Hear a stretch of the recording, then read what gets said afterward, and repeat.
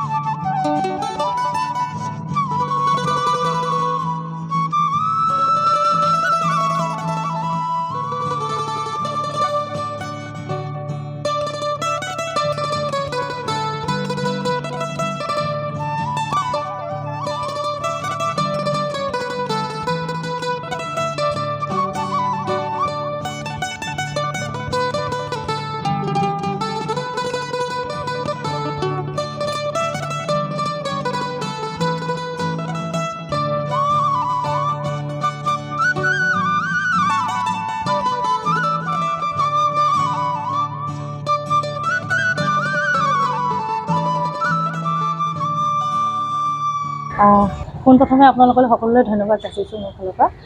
আৰু আজি সঁচাকৈ বহুত আনন্দৰ দিন, আৰু আনন্দত মানে আচলতে বৰ মানে আনন্দতে চকুৰ পানীও ওলাই গৈছে, মানে এনেকুৱা হৈ গৈছে। আৰু সঁচাকৈ চিনাকি নিমকিক ৰাইজে যিখিনি মানে মৰম দিছে, আৰু প্ৰথমতেতো পোনপ্ৰথমে মই ঈশ্বৰক ধন্যবাদ দিছোঁ। আজি তেওঁ সাহসতে এইটো আমি এটা ল'বলৈ এটা মানে সিদ্ধান্ত ল'বলৈ আমি সাহস কৰিছিলোঁ। আমি দুগৰাকী, মোৰ ভাই বোৱাৰী আৰু মই মিলি এইটো সিদ্ধান্ত ল'বলৈ আমি সাহস কৰিছিলোঁ একমাত্ৰ ঈশ্বৰৰ সাহসত। আৰু আজিৰ দিনটোত আপোনালোকে দেখিছেই নতুন এটা পেকেজিং, আমি উন্নত মানৰ যিটো নিমকিৰ পেকেট বজাৰত উপলব্ধ আছিলে, সচৰাচৰ যিবিলাক নিমকি পেকেট বজাৰত পোৱা যায় তাত কিন্তু অলপ বেলেগ ধৰণৰ বিভিন্ন আপোনাৰ কিছুমান নিমকিৰ লগত নহয়, তাতো কিনে আপোনাৰ উন্নত মানদণ্ডৰ পেকেজিং আমি, আৰু লগতে আপোনাৰ উন্নত মানদণ্ডৰ আপোনাৰ কোৱালিটিও আমি আজিৰ পৰা বজাৰত আজিৰ পৰা মানে মুকলি কৰিম বুলি এই অনুষ্ঠানটোৰ যোগেদি আজি ঘোষণা কৰিছোঁ। আৰু আমাৰ বিশ্বাস, ৰাইজে যি পেকেজিঙত আমাক আগৰ যি পেকেট আছিলে যিখিনি মৰম দিছে সেইখিনি সাহসত, আৰু আমাৰ বিশ্বাস যে এই পেকেজিংটো অকল অসমেই নহয় গোটেই ভাৰতবৰ্ষতে ৰাইজে মানে মৰম দিব বুলি বিশ্বাস কৰিছোঁ। এতিয়াৰ পৰা আপুনি ঘৰে ঘৰে গৈ যিটো এটা ক'ব লাগিব, একেবাৰে সৰুৰ পৰা গৈ আপুনি ডাঙৰলৈকে এটা উদ্যোগী বুলি ক'ব লাগিব, বিভিন্নজন আজি জড়িত হৈ আছে। হয়, এই ব্যৱসায়টো প্ৰথমে কৈ লওঁ, 90 টকাৰ পৰা আমাৰ এই জাৰ্ণি আৰম্ভ হৈছিলে। সেই সময়ত আচলতে পৰিস্থিতিত পৰিয়ে আমি এইটো আচলতে ল'ব লগা হ'ল। পৰিস্থিতি খুবেই বেয়া আছিলে, আৰু আগতেও কৈছোঁৱেই এইখিনি কথা। 90 টকাৰে যিহেতু আৰম্ভ, আপোনাৰ ইমান ইজি নাছিলে, সহজ নাছিলে আচলতে। ঘাট প্ৰতিঘাট বহুত আমি অতিক্ৰম কৰি আমি এইখিনি পৰ্যায় পাইছোঁহি। আৰু বহুতে কয় 90 টকা তোমালোকে ব্যৱসায় আৰম্ভ কৰিলা, আমি 90 টকা হোৱা হ'লে চাহকাপে খাই থলোহেঁতেন, এনেকৈও কয়। তাৰপিছত আমি তেতিয়া ভাবোঁ সঁচাকৈয়ে মানে 90 টকাৰে ব্যৱসায় এটা আৰম্ভ কৰিবলৈ আমাৰো কেতিয়াবা মানে আমিও কেতিয়াবা আচৰিত হৈ যাওঁ, মানে 90 টকাৰে নিলোনে ব্যৱসায়টো।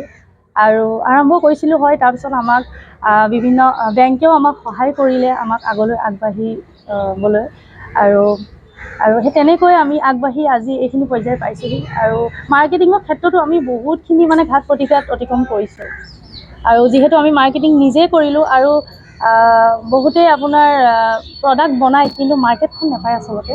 কিন্তু আমি চেষ্টা কৰিলোঁ যে এই মাৰ্কেটখন আমি যদি ল'ব পাৰোঁ, বজাৰখন যদি নিজেই ল'ব পাৰোঁ, তেন্তে মানে বেলেগ এটা চিন্তাৰে মানে আমি কামখিনি কৰিবলৈ চেষ্টা কৰিলোঁ। আৰু নিজেই মাৰ্কেটিং কৰি, মোৰ ভাই বোৱাৰী তাই মাৰ্কেটিং লাইনত আছিলে, তাই মাৰ্কেটখন তাইয়ে চাইছিলে, বিভিন্নজনৰ দোকানলৈ গৈ তাই মাৰ্কেট লৈছিলে, দোকান লৈছিলে। ইমান সহজো নাছিলে, কিন্তু ইমান সহজেও আমি দোকানবিলাক পোৱা নাই।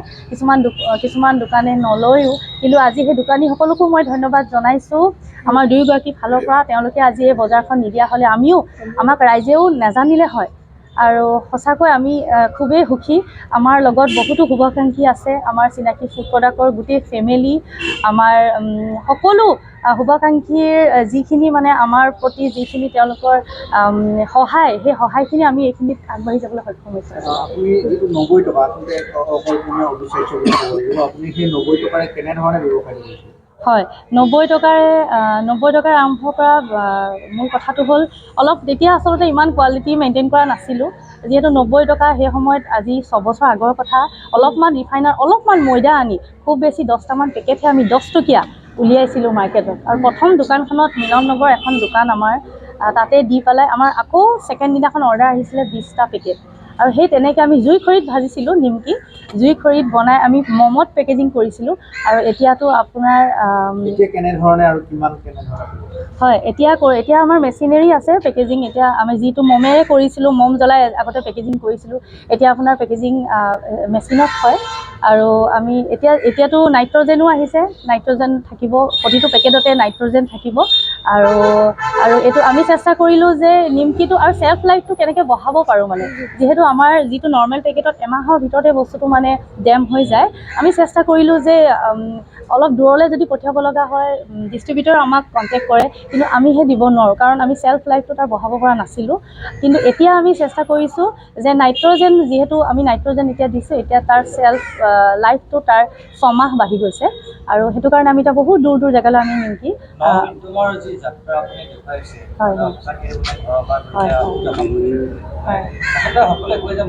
মাৰ্কেটিঙত আপোনাৰ সন্মুখীন আমি হ'বলগীয়া হৈছে, মাজে মাজে নোহোৱা নহয় আপোনাৰ। তথাপিতো আমি দুয়োগৰাকী মানে এদিন হাৰ মনা নাই। প্ৰথম আমি যদিও কোনোবা দোকান এখনে যদি নলৈ মেলি আপোনাৰ এইফালে যাওঁ, এতিয়া আৰু বিশেষকৈ নিমকি বোলা বস্তুটো সদায় হোটেলত পোৱা যায়, কিন্তু আমি ভাবিলোঁ যদি নিমকি হোটেলত পাই, আমি দোকানে প্ৰথম ছাপ্লাই কৰোঁ।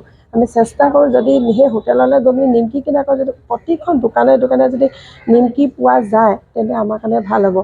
আৰু আগতে নিমকিবোৰ যেনেকুৱা আছিল মানে অকণমান ডাঠ, কিন্তু আমি যিমান পাৰোঁ মানে ভাল কোৱালিটি হিচাপে এনেকুৱাকৈ যাতে কৰোঁ, নিমকিটো যাতে খাই মেলি মুখত দিয়াৰ লগে যাতে গলি যাওঁ, টেষ্ট পাওঁ, সেইটো হিচাপে আমি সদায় আগবাঢ়ি যাওঁ, নিমকি যাতে ভাল কৰোঁ। কিন্তু দোকানৰ ক্ষেত্ৰত বুলি ক'বলৈ কিছুমান দোকানী এনেকৈ কয়, আপোনাৰ ইখন দোকানলৈ যাওক গৈ, কিন্তু আমি ভাবোঁ এইখন দোকানে নল'লে কি আছে, আমি আগৰ দোকানখনলৈ যাওঁ, তেখেতে ল'ব। এখন দোকানৰ মানে ইখন দোকানৰ পৰা আকৌ সাহস পাওঁ, তোমালোকে কৈছা, ছোৱালী হৈ আগবাঢ়িছা, ইমান ভাল লাগিছে বুলি আমাক উৎসাহ দিয়ে। সেই সাহসৰ যোগেদি আমি মাৰ্কেটিং লাইনত মানে প্ৰতিখন দোকানে ইখনৰ পৰা সিখনে মানে আগবঢ়াই লৈ গৈছে আমাক। আৰু আপোনাৰ বহুতৰ দোকানৰ পৰা ফোনো কৰে, তোমালোকৰ নিমকিটো ইমান খাই ভাল লাগে, মোক দোকানখনত দিবাচোন। আমি তেনেকৈ ফোনটো অহালৈকে আমাৰ মানে আৰু উৎসাহ পাওঁ, যাতে এইখনে দিছে। তেনেকৈ মানে আজি দোকানে ফোনৰ পৰা ফোন আহি মেলি আমি বহুতখিনি সাহস পাইছোঁ। আৰু আগলৈও আমি এনেকৈ কৰি যাম কামখিনি।